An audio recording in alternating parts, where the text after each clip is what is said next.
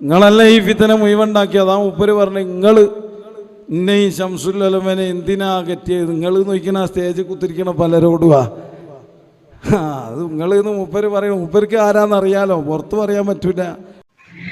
എന്ത് കുത്തുബായി ചങ്ങായി, എന്ത് സാഹിബുൽ ബക്കറ്റാപ്പോ. ആ പിളർപ്പിന്റെ സമയത്ത് അല്ലെങ്കിൽ ഇന്നിപ്പോ മുശാവറ അംഗങ്ങളായിട്ട് നമ്മുടെ സമസ്തയിലുള്ള ആരെങ്കിലും അന്ന് മുശാവറയിലുണ്ടോ? ഈ പിളർപ്പിന്റെ കാരണക്കാർ ഇങ്ങളൊക്കെ തന്നെയാണ് എന്ന് പറയണമെങ്കിൽ എവിടുന്ന ഈ ചെയ്ത്താനൊക്കെ നീച്ചേരണ്ടേ? അതാ ഞാൻ പറഞ്ഞ, ഇവനൊക്കെ ഇവന് ചോണം മറ്റൊരു 3-4 അടിച്ചനങ്കാട്ടിയിലും അധികം എന്തോ MDM എന്തോ അടിച്ചിട്ട് അന്നേരം കയറിയെന്ന് തോന്നുന്നു. എവിടുന്ന ഈ ചെയ്ത്താൻ നീച്ചേരണ്ടേ? ഏതായി ബടുക്കൂസ്? ഇവനൊക്കെ എന്ത് സോയിബൽ ബക്കറ്റാ ഇവന്?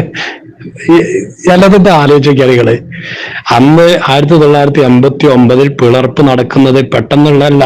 എന്റെ കുറച്ച് വർഷങ്ങൾക്ക് മുമ്പ് ഇങ്ങനെ പ്രശ്നങ്ങളുണ്ട്. ആ സമയം പിന്നെ ലാസ്റ്റാണുള്ളത്. ആ സമയത്ത് ഇപ്പൊ ഇന്ന് നിലവിൽ നമ്മളെ മുശാവറയിലുള്ള ആരെങ്കിലും അന്നത്തെ മുശാവറയിൽ ഉണ്ടായിരുന്നോ? ഈ കുതിരക്ക് അതറിയോ? എവിടുന്ന ഈ ബടുക്കൂസ് നീച്ചേരണ്ടേ? കോളാമ്പിയാള് ബാക്കിലൊന്നും ചിരിച്ചാ പോരാ. ഈ ജാതി മഹാപൊട്ടത്തരം പറയുമ്പം ഒന്ന് പറഞ്ഞ് മനസ്സിലാക്കി കൊടുത്തിട്ടാ ചങ്ങായിക്ക് ഇത് വസളാകല്ലേ? ലോകം മുഴുവൻ നിയന്ത്രിക്കുന്ന ആളാണ്, അതാണ് ഇതാണ് കുത്തുബാണ് എന്നൊക്കെ പറഞ്ഞുകൊണ്ട് ഈ കോലത്തിൽ പൊട്ടത്തരം മണ്ടത്തരം പറയുമ്പം ഒന്ന് ബാക്കിലൊന്ന് പിടിച്ച് നുള്ളിക്കൂല. അങ്ങനെ പറയല്ലേ എന്നുള്ള നിലക്ക് എവിടുന്ന ചങ്ങായിമാരെക്കളൊക്കെ നീച്ചല്ലേ?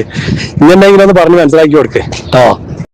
കാന്തപുരം ഒരു വേദിയിൽ പറഞ്ഞിട്ടുണ്ടായിരുന്നു. അതായത് ഈ ഐക്യം അത് ഉടൻ തന്നെ സാധ്യമാകണം. ഈ പിളർപ്പിന് പിന്നിൽ നവീകരണ പ്രസ്ഥാനങ്ങളുടെ ഗൂഢാലോചനയാണ് എന്നുള്ള കാര്യം അദ്ദേഹം പറയുന്നുണ്ട്. അപ്പം ഈ പ്രസ്താവന എങ്ങനെയാണ് താങ്കൾ നോക്കിക്കാണുന്നത്? സ്വാഗതം ചെയ്യുന്നുണ്ട്? അല്ല, അതങ്ങനെ ഐക്യം വേഗം പുലരണമെന്നല്ല അദ്ദേഹം പറഞ്ഞത്. അതന്നെയല്ലേ ഞാനും പറഞ്ഞത്. ഐക്യം പുലരാൻ ആവശ്യമാവുന്ന പ്രവർത്തനങ്ങൾ എല്ലാവരുടെ ഭാഗത്തുനിന്നും ഉണ്ടാവണം.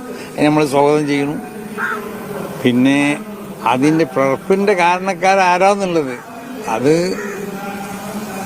അവരും ആവാം, നവീന പ്രസ്ഥാനക്കാരും അല്ലാത്തവരും ഒക്കെ ആവാം, ആരും ആവാം. ആര്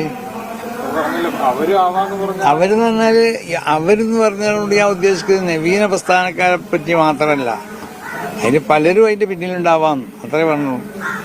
അത് ഈ കാന്തപുരം അതിന്റെ ആളാണോ അല്ലേ എന്നുള്ളതല്ല ഞാൻ പറഞ്ഞത്. മനസ്സിലായില്ലേ?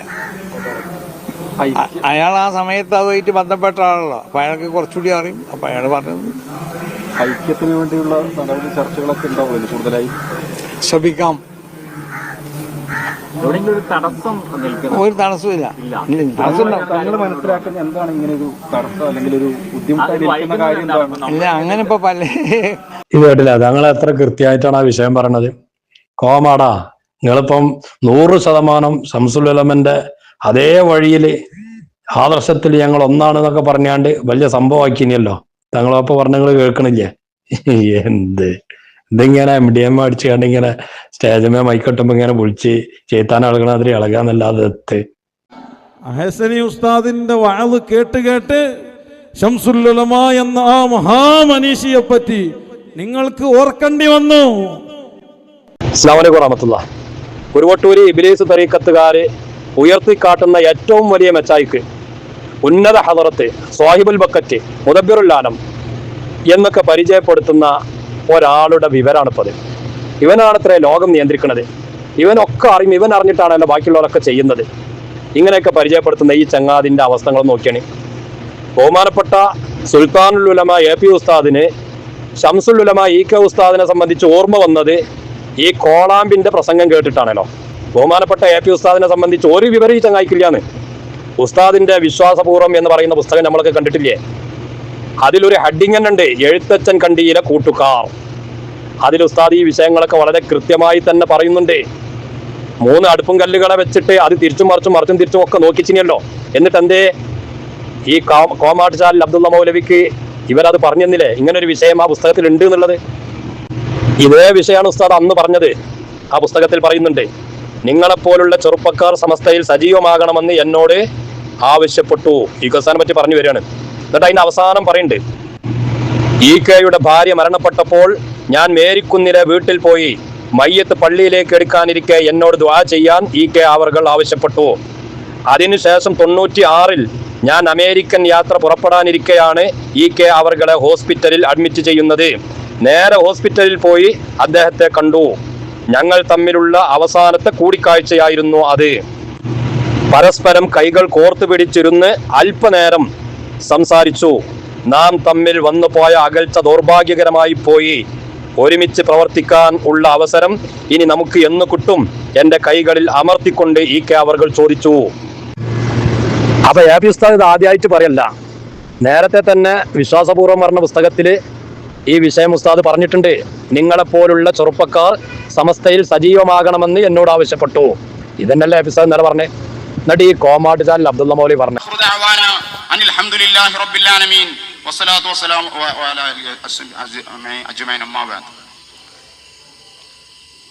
ചൂടായിട്ട് നമുക്കൊക്കെ പാടെ അങ്ങോട്ട് പോവാണ്.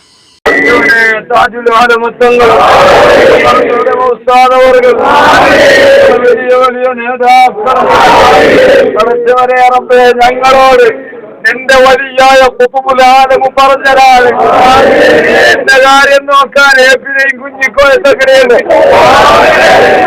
അതുകൊണ്ടാണ് ഇവരെ അവരെ തടവികരിച്ചു.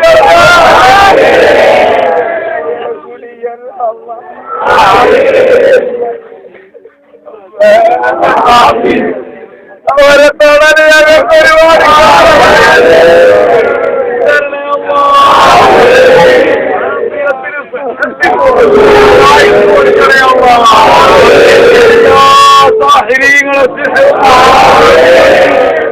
കണ്ണന്മാരെ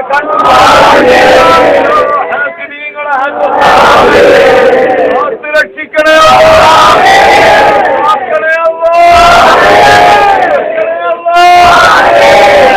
സ്ഥാപനങ്ങളെ കാക്കുന്ന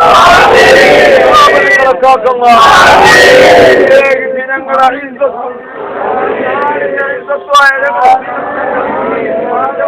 സ്ഥാപനത്തിനെ കാത്തിരക്ഷിക്കണേ.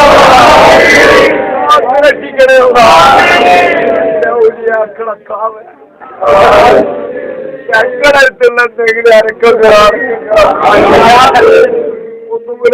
ഞങ്ങൾ സ്ഥാപനങ്ങൾ വരാതായി പോയിരുന്ന ഒരവസ്ഥയും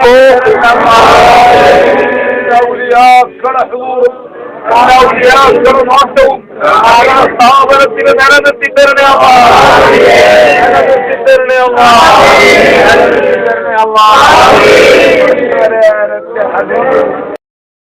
അദ്ദേഹത്തിന് അന്ന് കൂടുതൽ ഇടപഴകിയത് കൊണ്ട് കൂടുതൽ കാര്യങ്ങൾ അറിയുന്നുണ്ടാവാം. മാധ്യമങ്ങൾ ചോദിച്ചു, പുത്തൻ പ്രസ്ഥാനക്കാരാണോ അതിന് പിന്നിൽ?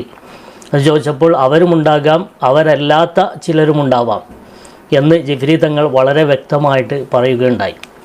ആ അവരല്ലാത്ത ചിലർ ആരാണ്?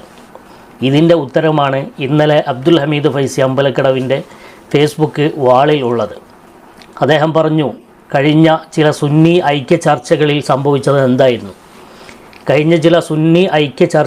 സംഭവിച്ചത് എന്തായിരുന്നു? എന്ന് ബഹുമാനപ്പെട്ട ഹമീദ് ഫൈസി പറഞ്ഞിട്ടുണ്ട്. പക്ഷേ ഈ സുന്നി ഐക്യം തടയിടുന്നത്, അത് ഒരിക്കലും നടക്കരുത് എന്ന് ആഗ്രഹിക്കുന്നത്, അവസാന ഘട്ടത്തിൽ അതിന് പാരവെച്ചത്, ഇത് ആരാണ് എന്ന് പേര് മാത്രം അദ്ദേഹം പറഞ്ഞിട്ടില്ല എന്നേ ഉള്ളൂ. ബാക്കി എല്ലാ കാര്യങ്ങളും ഹമീദ് ഫൈസി ഇന്നലത്തെ അദ്ദേഹത്തിൻ്റെ ഫേസ്ബുക്ക് വാളിൽ പറയുന്നുണ്ട്. അതായത് ഏകദേശം സുന്നി ഐക്യം എല്ലാ കാര്യങ്ങളും പറഞ്ഞ് തീരുമാനമായി, സുന്നി ഐക്യം ഏകദേശം റെഡിയായി എന്ന് കണ്ടപ്പോൾ ഒരു കോൾ വരികയാണ്. ഇതിൽ ഉത്തരവാദിത്തപ്പെട്ട ഇതിൻ്റെ സമിതിയിലെ അംഗങ്ങൾക്ക് ഈ ഐക്യം ഒരിക്കലും നടക്കരുത് എന്ന രൂപത്തിലാണ്. അങ്ങനെ നടന്നാൽ പലതും സംഭവിക്കും, ഞങ്ങളുടെ ഭാഗത്തുനിന്ന് പലതും ഉണ്ടാകുമെന്ന ഭീഷണി സ്വരത്തിലായിരുന്നു ആ കോൾ വന്നത്.